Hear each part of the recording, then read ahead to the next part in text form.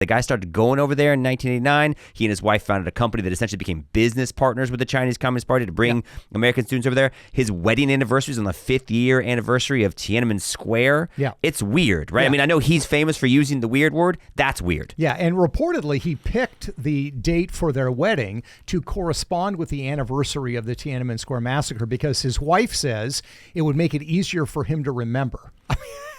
Very, very strange. But so he has a terrible memory also. He has a terrible memory, or he has a memory of pretty atrocious things. You were also telling me he has a master's degree in genocide studies. Which is, hey, man, everyone's got to get a degree somewhere. But it was reported in The Hill that he holds a master's degree in genocide studies, which when you combine that with his Sinophile tendencies, is also weird. Yeah. And let's talk about this, unpack this for just a little bit, because a lot of people could say, well, so what? He traveled to China. What's the big deal? He just likes to visit there. What's wrong?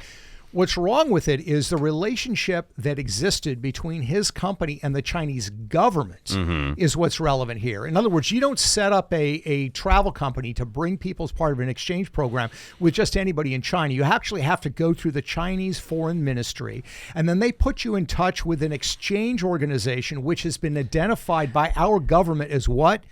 A united front group. That means it's a group linked to the Communist Party whose goal is to enhance the interests of the Chinese Communist Party.